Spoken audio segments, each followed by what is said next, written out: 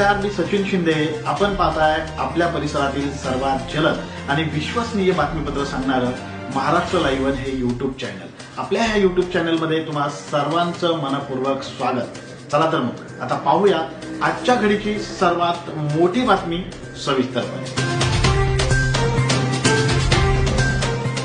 मावळ तालुक्यातील अत्यंत दुर्गम भागातील वारू गावातील तृप्ती शामराव निमळे हिनं नेपाळ येथे झालेल्या आंतरराष्ट्रीय थाय बॉक्सिंग स्पर्धेमध्ये सुवर्ण पदकांची कमाई करून प्रथम क्रमांक पटकावलाय.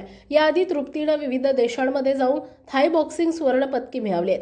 2018 साली पंजाब येथे झालेल्या राष्ट्रीय पातळीवरील तर मध्य प्रदेशातील खांडवा येथे झालेल्या 2017 मध्ये थाय बॉक्सिंग स्पर्धेत तृप्तीनं प्रथम क्रमांक पटकावला होता.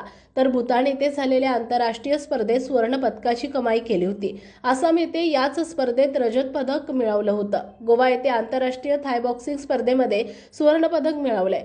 तर याआधी अनेक स्पर्धेत तब्बल 69 पदके मिळवलीत. तृप्तीनं आपले उच्च माध्यमिक विद्यालय संगमनेर येथे शिक्षण पूर्ण केले असून ती आता क्रीडा शिक्षण विभागात नोकरी करतेय. तृप्तीला खेळाचं बाळकडू हे घरातूनच मिळालंय. तिचे वडील हे पुणे जिल्ह्यातील कुस्ती क्षेत्रातील मल्लसम्राट शामराव निमळे अशी ओळख आहे. शामराव निमळे यांना 3 मुली प्रीती, करिश्मा आणि तृप्ती, तर आई गृहिणी जिजाबाई आहे. तिचा भाऊ हा कुस्ती क्षेत्रातच होता. सन 2014 मध्ये त्यांचं अपघाती निधन झालं. त्यामुळे तृप्तीनं बोलताना सांगितलं की मला माझ्या भावाचं आणि वडिलांचं राहिलेले स्वप्न पूर्ण करण्यासाठी खेळलं असून अनेक पदके मी भूषवली असून मी यापुढेही खेळतच राहणार आहे. यापुढे मी देशासाठी खेळणार असल्याचं तिनं सांगितलंय. तृप्तीची मोठी बहीण करिश्मा सनी बारणे या पिंपरी चिंचवड शहरामध्ये महिलांना बचत गटाच्या माध्यमातून अनेक सामाजिक कार्य करत आहेत. तृप्तीमुळे संपूर्ण मावळसह पिंपरी चिंचवड आणि पुणे जिल्ह्याचं नावलौकिक झालंय.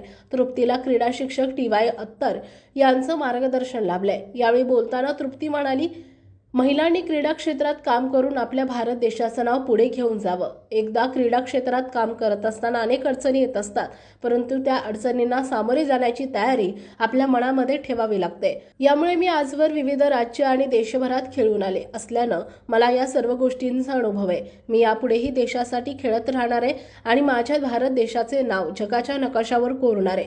मला यापुढे शासकीय अधिकारी म्हणून देशसेवा करण्याची इच्छा पूर्ण करण्यासाठी मी प्रयत्न करणार आहे. महाराष्ट्र लाईव्ह 1 साठी सचिन शिंदे, मावळ. आपल्या भागातील बातम्या पाहण्यासाठी यूट्यूबवर महाराष्ट्र लाईव्ह 1 न्यूज चॅनलला यूट्यूबवर सबस्क्राईब करा आणि बेल आयकॉन प्रेस करा.